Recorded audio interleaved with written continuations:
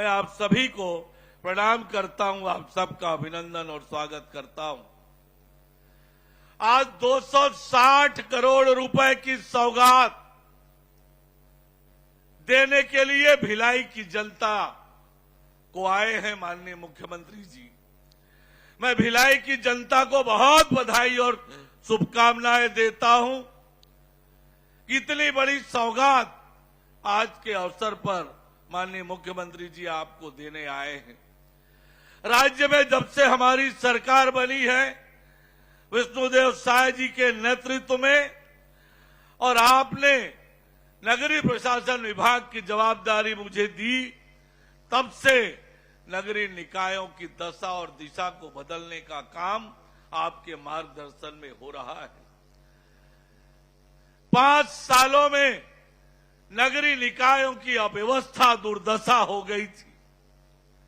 नगरीय निकायों में जो अव्यवस्था का आलम था, विकास अवरुद्ध हो गया था, उन सब के विकास के कामों को आपके मार्गदर्शन में लगातार आगे बढ़ाने का काम किया, और आपके नेतृत्व में सरकार बनने के बाद केवल 1 साल में सभी नगरीय निकायों को 7,000 करोड़ रुपए बिना भेदभाव के जारी किया। आज ये 18 महीने में 470 करोड़ रुपए अकेले भिलाई नगर निगम को अलग अलग योजनाओं से भेजी गई है। 470 करोड़। और इसलिए मैं कहता हूं कि हम उस राजनीतिक दल के लोग हैं जो विकास के लिए राजनीति करते हैं, विकास में राजनीति नहीं करते। लगातार सभी नगरीय निकायों का विकास, योजना बनाकर विकास,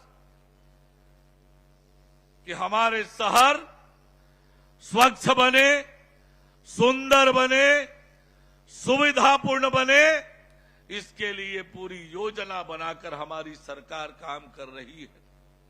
और उसका नतीजा ये हुआ कि पहली बार छत्तीसगढ़ को स्वच्छता में 7 राष्ट्रीय पुरस्कार मिले। हमारे 7 निकायों को पुरस्कार मिला। 6 निकायों को राष्ट्रपति जी से और 1 निकाय को केंद्रीय मंत्री जी से पुरस्कार मिला।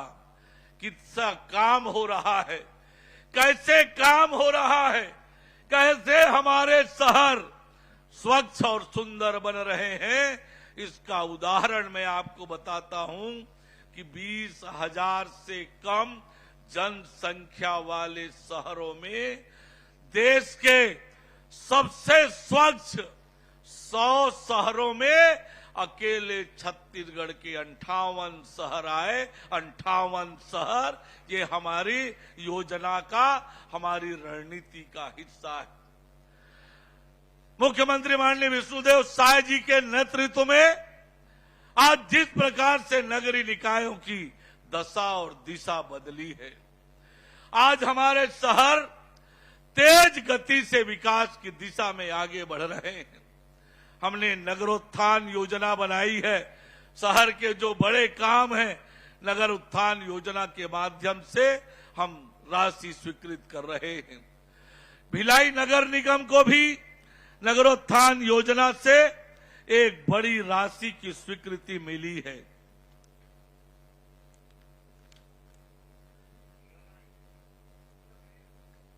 ₹25 करोड़ रुपए की राशि नगरोत्थान योजना से अकेले मिली है। अधोसंरचना से 38 करोड़ रुपए की राशि हमने दी है।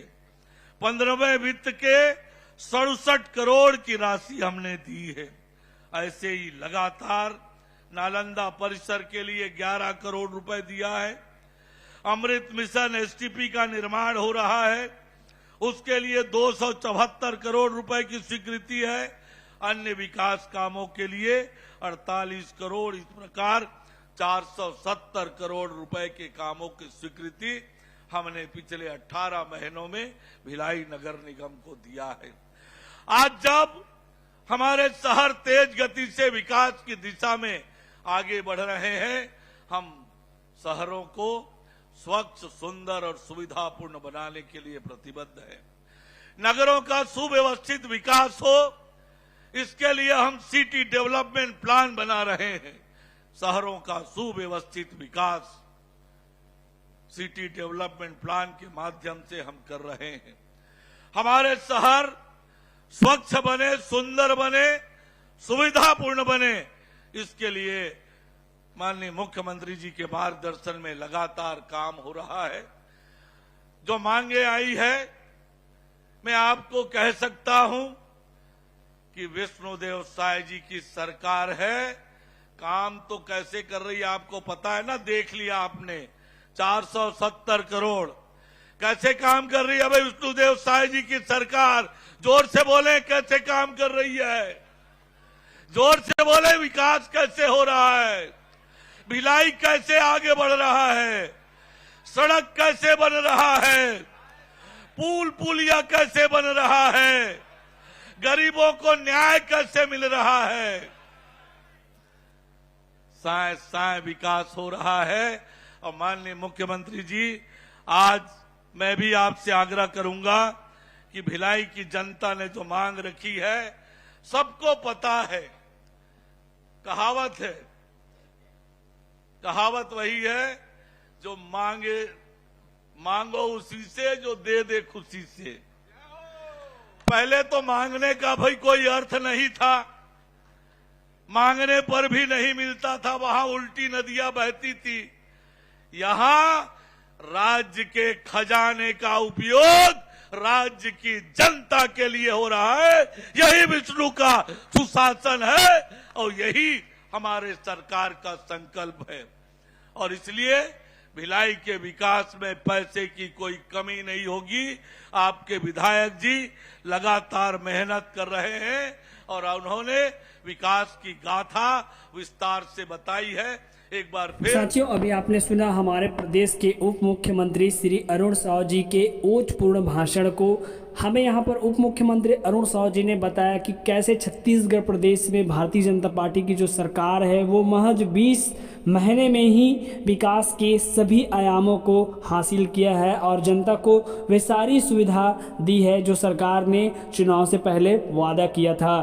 चाहे वह छत्तीसगढ़ प्रदेश की विवाहित महिला जिनकी आयु 21 वर्ष से अधिक है, उन्हें 1000 रुपये प्रति माह देने के लिए महतारी वंदन योजना की बात हो, या फिर किसानों के हित में किया गया कृषक उन्नति योजना जिसके तहत किसानों से 3100 रुपये प्रति क्विंटल की दर से धान खरीदी जाती है, या फिर 2 वर्ष का बकाया बोनस। सभी हमें योजनाओं के बारे में बताया कि कैसे यहाँ प्रदेश की जनता को सभी गवर्नमेंट की जो स्कीम है उसका लाभ मिल रहा है। छत्तीसगढ़ प्रदेश में 18 लाख से भी अधिक आवास स्वीकृत किए गए हैं, जिसके तहत छत्तीसगढ़ प्रदेश के सभी जो गरीब हैं उन्हें खुद का मकान मिला है। हमें तमाम योजनाओं के बारे में यहाँ पर उप मुख्यमंत्री जी ने बताया है।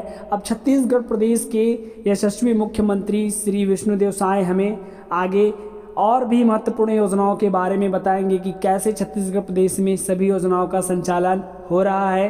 अगर आपने महतारी वंदन योजना के लिए आवेदन किया है और आपको इसका लाभ नहीं मिल रहा है, तो साथियों मैं बताना चाहूँगा आपको 31 अगस्त से पहले अपना जो खाता है उसे डीबीटी करा लेना चाहिए।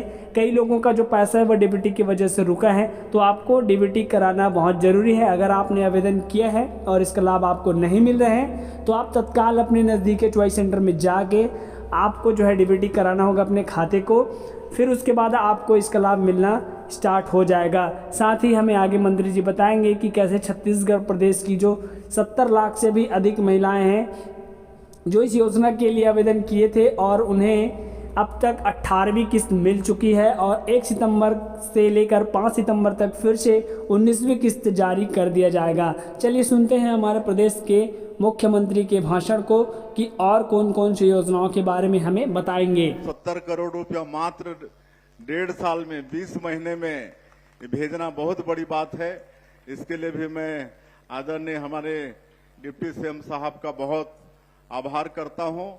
और आप सबको मालूम है कि 2023 के विधानसभा के चुनाव में हमारी पार्टी ने, हमारे देश के यशस्वी प्रधानमंत्री जी ने, श्री नरेंद्र मोदी जी ने स्वयं आकर छत्तीसगढ़ के 3 करोड़ जनता से वादा किए थे कि भारतीय जनता पार्टी की सरकार बनेगी तो अमुक अमुक अमुक अमुक काम होगा, और उसको हम लोग सब लोग मोदी की गारंटी का नाम दिए थे। और मोदी की गारंटी मतलब पूरा होने की गारंटी। और आज मात्र 20 महीने में मोदी की गारंटी के अधिकांश काम हमारी सरकार ने, आपकी सरकार ने पूरी की है। चाहे वो 18 लाख प्रधानमंत्री आवास स्वीकृत करने की बात हो, या हमारे किसानों से किया हुआ वादा 21 क्विंटल प्रति एकड़ धान खरीदने की बात हो, या 3100 रुपया प्रति क्विंटल धान का कीमत देने की बात हो, या 2 साल का जो बकाया बोनस था 3716 करोड़ रुपया एक बार में दिए हैं। और 70 लाख से ज्यादा हमारी माता बहनों को महतारी बंधन योजना का हर महीना 1-1 हजार रुपया भेजने का काम करते हैं। 5.5 लाख से ज्यादा जो भूमिहीन कृषि मजदूर हैं उनको भी 10,000 रुपया देने का काम किए हैं। आज 1460 ग्राम पंचायत में अटल डिजिटल सेवा केंद्र के माध्यम से पंचायत में हम लोगों को सारा दस्तावेज, प्रमाण पत्र वहां मुहैया करा रहे हैं। और इतना ही नहीं, उनको वहां पर बैंकिंग सुविधा भी दे रहे हैं। और अगले 6 महीना में 5000 पंचायतों को और अटल डिजिटल सेवा केंद्र से जोड़ने का काम करेंगे। और अगले साल का जो 24 अप्रैल जो पंचायती राज दिवस होगा, उस दिन तक जितने भी ग्राम पंचायत हैं छत्तीसगढ़ के अंदर में, हर ग्राम पंचायत में अटल डिजिटल सेवा केंद्र खुल जाएगा। तो हमारे उन लोगों को बैंक तक जाने की आवश्यकता भी नहीं पड़ेगी। सारा काम आप सब लोग देख रहे हैं। रामलला दर्शन योजना, अभी तक 22,000 से ज्यादा लोग इस योजना का लाभ ले चुके हैं। हमारे बूढ़े बुजुर्गों की भी इच्छा होती है कि अंतिम समय में कहीं तीर्थ व्रत कर लें, तो जो बीच में बंद हो गई थी योजना उसको फिर चालू किए हैं। हमारे 60 साल के ऊपर के बुजुर्ग इस योजना का लाभ लेंगे। और पूरे देश में 19 जगह जो तीर्थ है उसका चिन्हांकन किए हैं। 19 में जहां भी उनकी इच्छा होगी सरकार अपने खर्चे से उनको तीर्थ कराएगी।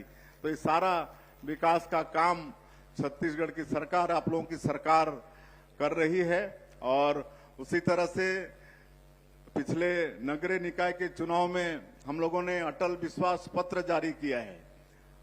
जिस तरह से मोदी की गारंटी के काम पूरे हो रहे हैं, उसी तरह से अटल विश्वास पत्र में भी हमारे नगरीय निकाय के हमारे निवासियों के साथ जो भी सरकार का वादा है वो भी वादा एक एक करके हमारी सरकार पूरा करेगी।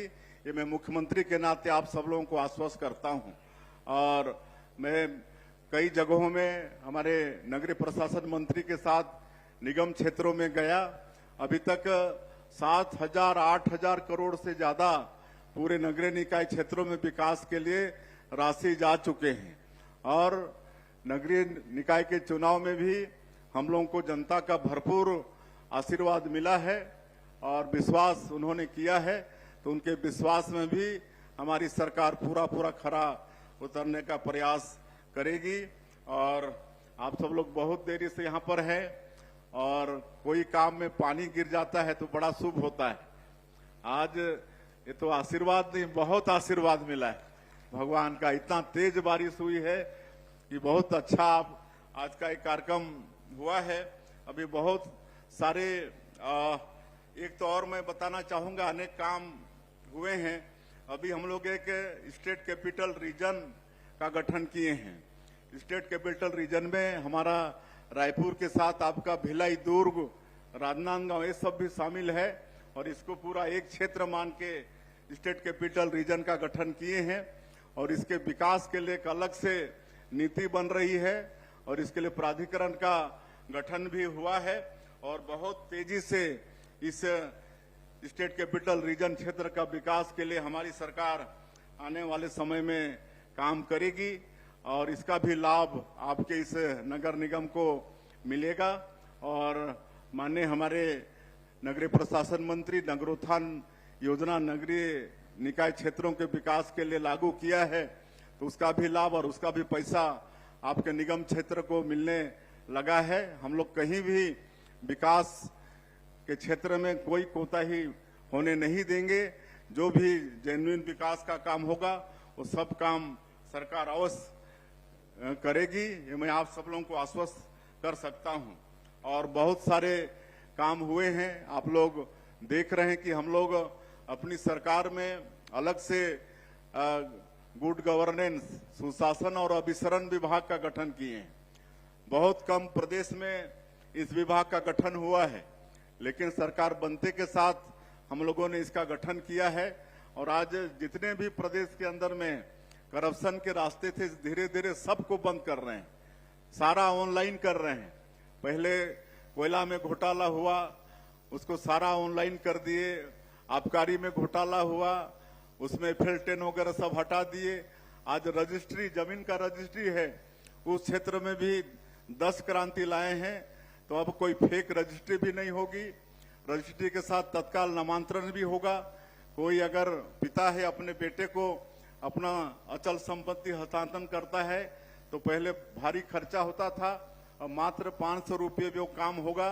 तो इस तरह से लगातार हम लोग नवाचार भी अपनी सरकार में ला रहे हैं। जनता को जितना ज्यादा से ज्यादा सुविधा दिला पाए, इसका प्रयास सरकार कर रही है।